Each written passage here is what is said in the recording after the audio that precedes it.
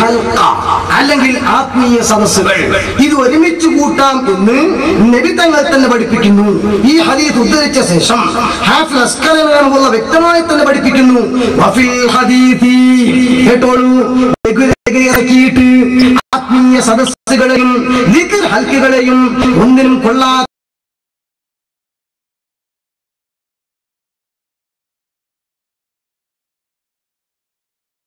മനസ്സിലാക്കുന്നവരോ ചിന്തിക്കാൻ ഞാൻ പറയട്ടെ, ഹാഫിദ് അസ്കലനി റളിയല്ലാഹു പുരോഹിതനാണോ, ആത്മീയത കച്ചവടം നടത്തുന്ന ആളാണോ?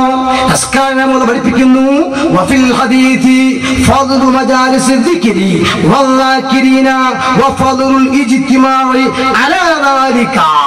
ഈ ദിക്റിന് വേണ്ടി ഒരുമിച്ച് കൂടുന്നതും ദിക്ർ ചെല്ലുന്ന ആളുകളും ദിക്റിന്റെ മജ്‌ലിസും എല്ലാറ്റിലും ശ്രേഷ്ഠതയുണ്ട് എന്ന് ഈ പറഞ്ഞ ഹദീസിൽ നിന്ന് മനസ്സിലാക്കാം.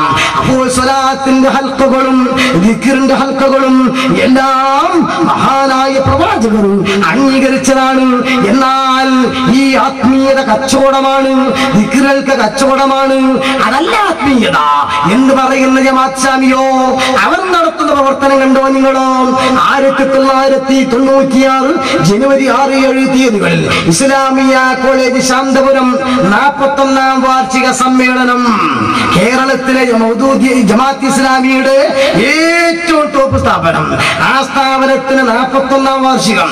അതിലെ കലാപരിപാടികൾ, നമ്മുടെ വാർഷികത്തിൽ എന്താ പരിപാടികൾ ഉണ്ടാവാറുള്ളത്?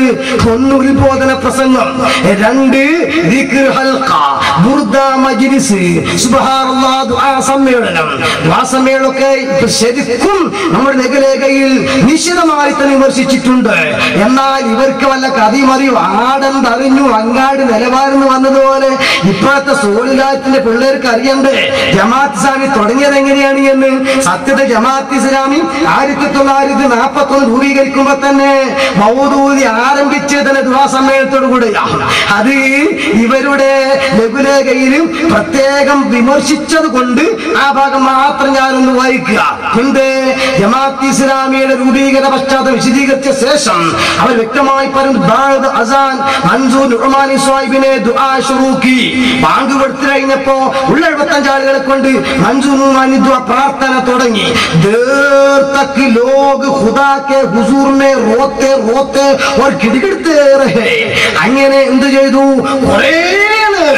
കുറച്ചു നേരം അതിന്റെ ദ്വാസമ്മേളനം എന്ന് പറഞ്ഞാൽ ആന കുമ്പിട്ടാണല്ലോ, കുറെ നേരം ദ്വാരക്കന്നെ. അങ്ങനെ കരഞ്ഞ് കരഞ്ഞ് അള്ളാഹത്തിൽ അങ്ങോട്ട് മുഴുകി പോരാ. ആദ്യമൊക്കെ കഴിഞ്ഞപ്പോ അവസാനം എന്തു ചെയ്തു? ബില്ലാഹിർ മൗദൂദി സാഹിബിനെ പടി എല്ലാം കഴിഞ്ഞപ്പോ മൗദൂദിന്റെ വക ഒരു ചോട്ടാ അത് പിന്നെയും വന്നു. എല്ലാ ദുആ സമ്മേളനവും.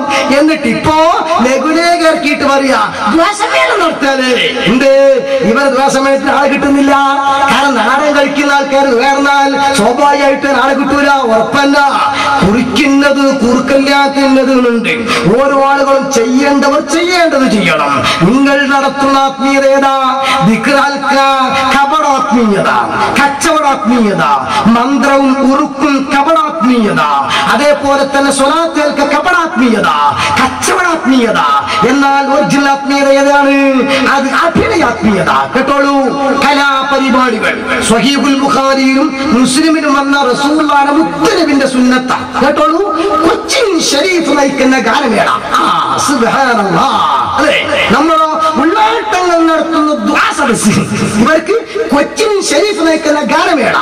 ഉത്ബോധനം ആരാ? ബഹുമാനപ്പെട്ട സി ഉസ്താദ്. നമുക്ക് ഇതിലോ സംഗീതം, നാടൻ കലകൾ, ഒപ്പന, ദഫ്മുട്ട്, പരിചമുട്ട്, കോൽക്കളി, നേർച്ചപ്പെട്ടി, ആക്ഷേപഹാസ്യ കാവ്യശില്പം, ഫുൾ മോട്ടോർ മൈം.